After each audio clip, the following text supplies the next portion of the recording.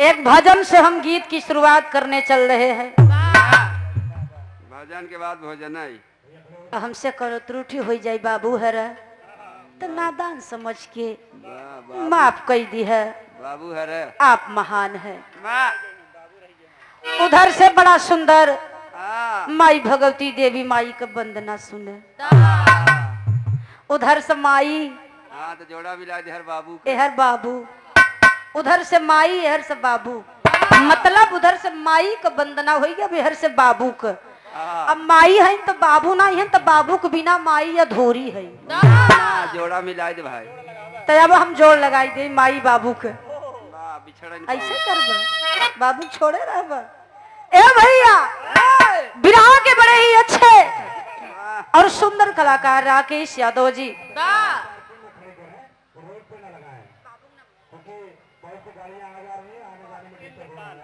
आदरणीय बाबू इंद्रपाल यादव जी, बाबूजी के कर कमलों द्वारा ही हमारे बदे आशीर्वाद बाई पैसा नहीं बा। कहते हैं कि बुजुर्गों का आशीर्वाद मिल जाए तो यही काफी है। बहुत बहुत बाबूजी के पहले की प्रणाम बा, सम्मान बा।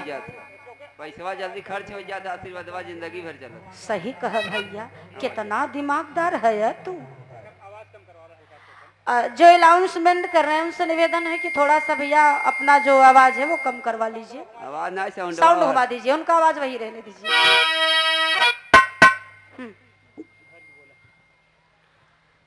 एक भजन से मेरे गीत का शुरुआत बा आई 4-5 मिनट ए बाबू ए भैया ई भजन के सुनी लिहा जाए। आओ 5 मिनट मन लगाई लिहा जाए। पैसा लगे तो मन लगावा। बाकी दुनिया में बाप का सब दिना चले के बाद, सब दिना खाए के बाद, सब दिना बियाह बारात देखे के बाद, बिटिया बिटवा भी है के बाद, नात रिश्तेदारी घूमे के बाद, सारी जिंदगी जब तक सांस बा तब तक करब।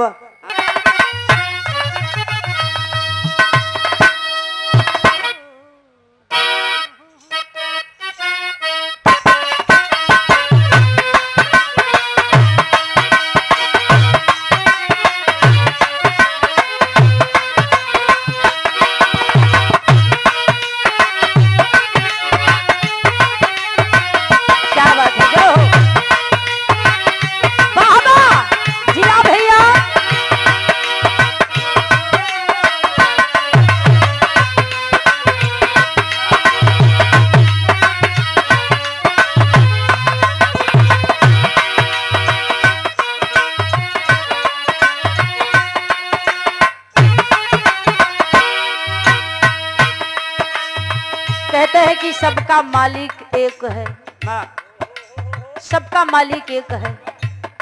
तो जब सबका मालिक एक है तो उसी मालिक से कहना है। क्या कहना? कोई भक्त कहता है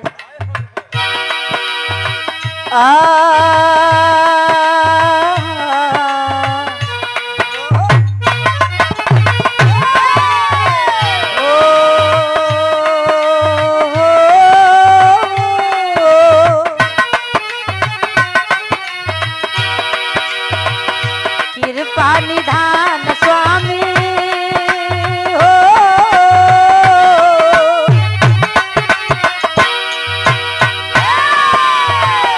कृपा निधान स्वामी जगत के दाता हुआ। स्वामी जगत के दाता हुआ।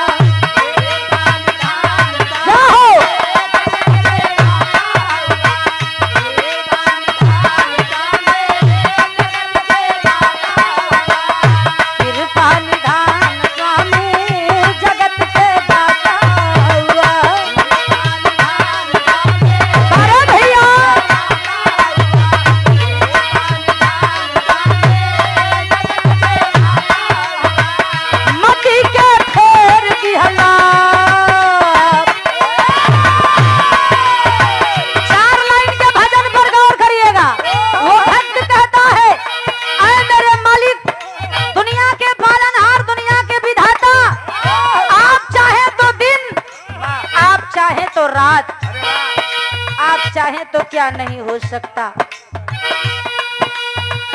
मती के फेर दिहला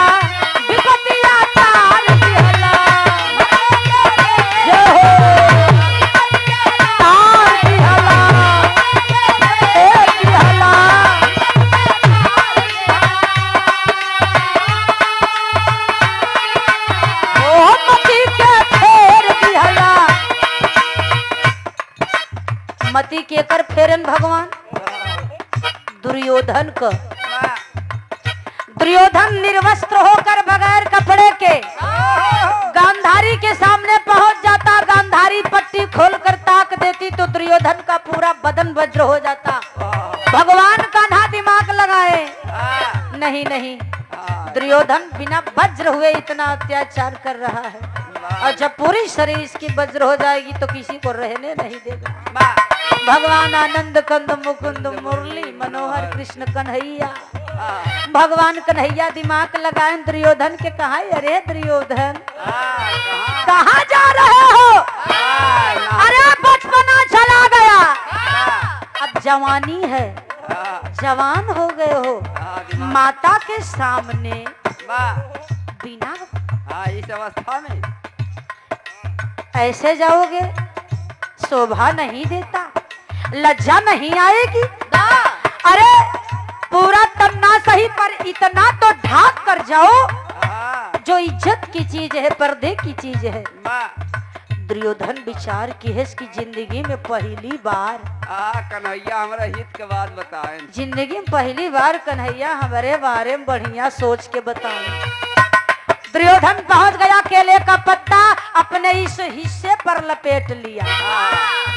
भगवान दिमाग लगाए दे, मति फेर दे। और गांधारी इंतजार कर रही है दुर्योधन आए, मैं पट्टी खोल कर ताक दूं वो बज्जर हो जाए।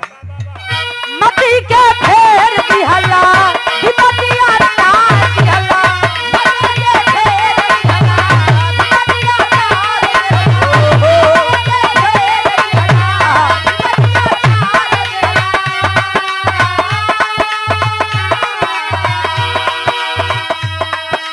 दुर्योधन पहुंच गया गांधारी के सामने। गांधारी पट्टी खोल कर देखी बाबू, दुर्योधन का पूरा बदन, बाबू गौर की है, मति के फेर दिहला, अरे विपत के तार दिहला। गांधारी ने पट्टी खोल कर ताका, दुर्योधन का पूरा बदन वज्र हो गया। जब नजर पड़ी इतने हिस्से पर, गांधारी खड़ी होकर डांट बोली, मूर्ख, कहा था कि एकदम निर्वस्त्र होकर आना, तो तूने केले का पत्ता क्यों लपेट लिया? ये क्या कर दिया दुर्योधन? गांधारी की आंखी से आंसू गिर गए। हमारे बेटवा का पूरा बदन वज्र हो गया, लेकिन हमारे बेटवा अगर युद्ध में मारा जाए तो सिर्फ इसी अंग के कारण। मति के फेरन दुर्योधन का, और विपत के करटरी भीम का, विपतिया भीम को टरी गई। जब युद्ध होइला, भीम गदा से दुर्योधन के देह पर मारा तो दहिया से आवाजिया आवे टन टन को, वाह, वज्र था पूरा शरीर, गदा अलगे गिरे। हाँ, जब भीम गदा भांज के मारा तब गदा अलगे गिरे, भीम अलग गिरे। वाह, तब भगवान इशारा कहे न रे वहां मारा। जहाँ हम रजिस्ट्री करा के छोड़े है। ए, इशारे से बताए कि कहीं मत मारा, मारत मारत तू थक जाब, मर जाब, मर जाब, पर ही मरे नहीं, बज्जर बारे वहां मारा हुआ। जहाँ सुरक्षित करे है। तो भीम समझते हैं और यहाँ वार करते हैं। तब जाए के दुर्योधन को मौत भई, नहीं तो का करे, दुर्योधन मारा थे। मति के फेर दिहला विपत के तार दिहला,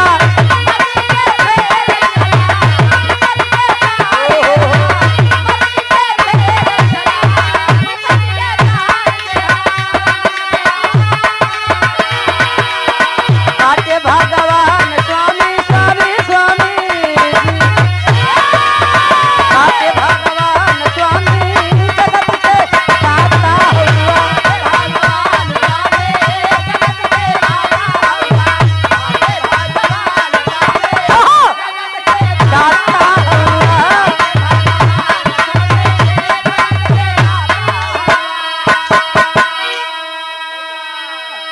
ई जवन हमार ढोलक मास्टर हैं, इनके ग्लूकोज चढ़ावा, ब्लूटूथ, ब्लूटूथ नहीं, ग्लूकोज चढ़ावा, समझा कर।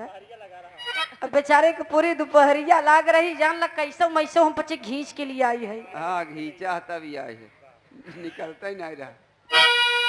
बेचारा वैसे ही हायल बा, बउआ फिट बा, नो टेंशन। का बहुत बढ़िया। जौन बाकी हो सब जमा चढ़वा दे। ए भैया अगली लाइन में कहना बा,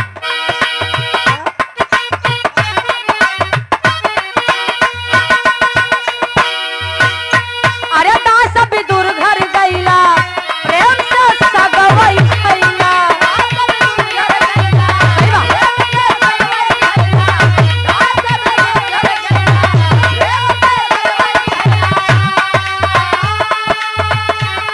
अरे गईला गईला अरे हो मोर स्वामी,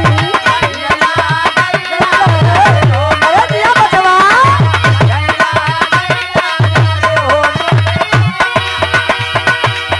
अरे दास विदुर घर गईला प्रेम से सगवई खैला। भगवान कन्हैया पहुंच गए विदुर के घरे।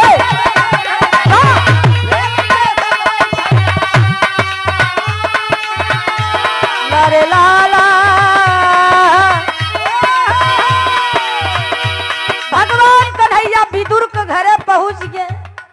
अब विदुर जब भगवान के देखें बाबू सोचे, लेकिन भगवान हमरे दुआरे पहली बार आई है, हम अपने भगवान के का खियाई के खुश कर देई।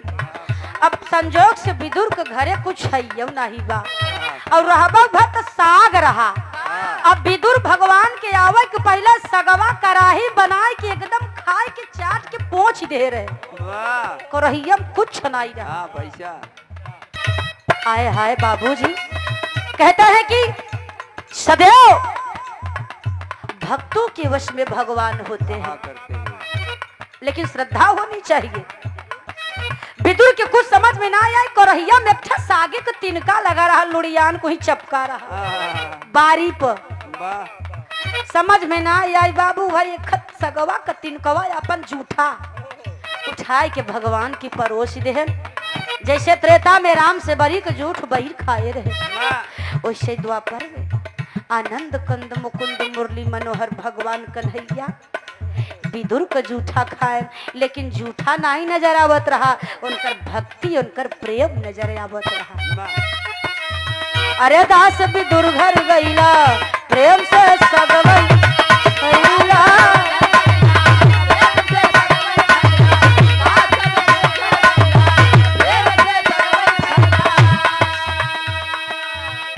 कैसे बाटे भगवान स्वामी,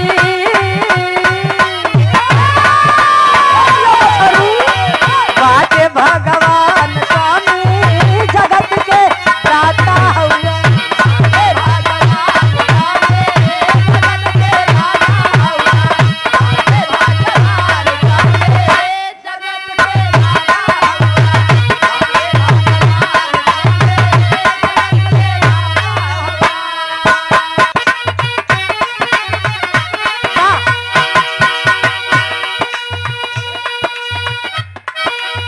सत से ही सत्ता होले मर्जी से पत्ता डोले।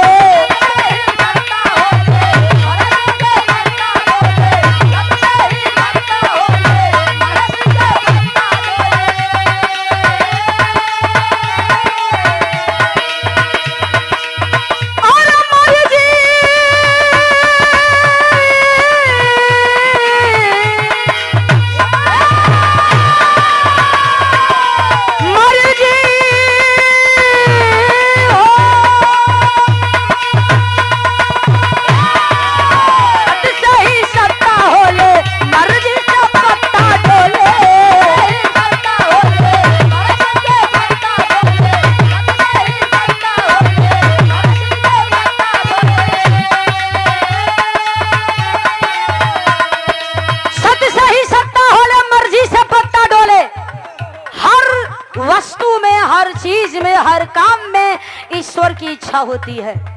बगैर भगवान की इच्छा के कोई चीज नहीं हो सकता।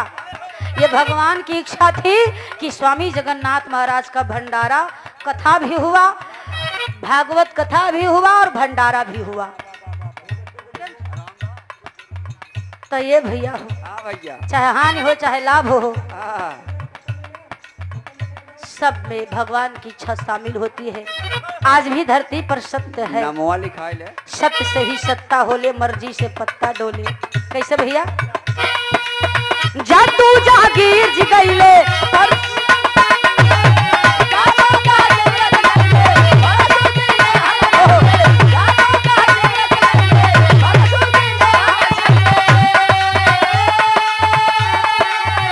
आदरणीय बाबू श्री राम दीन यादव जी असम के पूरा से बाबू की तरफ से 100 रुपया का पुरस्कार बा। मालिक सदा सुखी रखा। ए बाबू कैसे जादू जागीर जी गईले परसू जी ने हल्ला गईले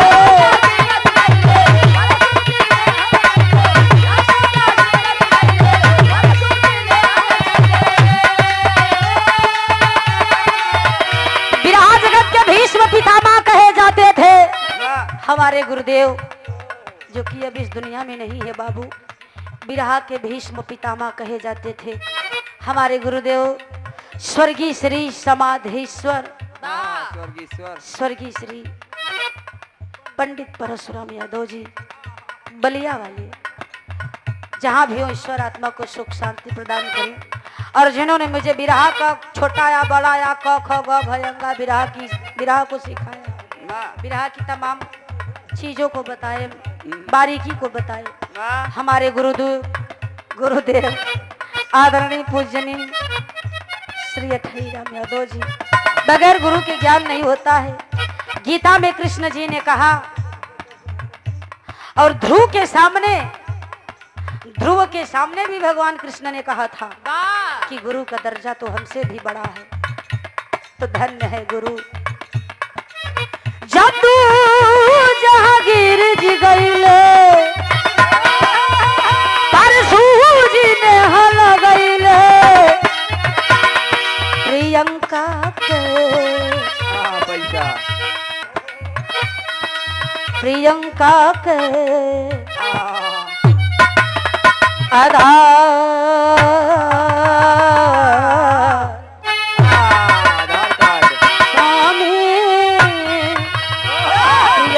के आधार स्वामी प्रियंका के आधार स्वामी जगत के दाता हूँ।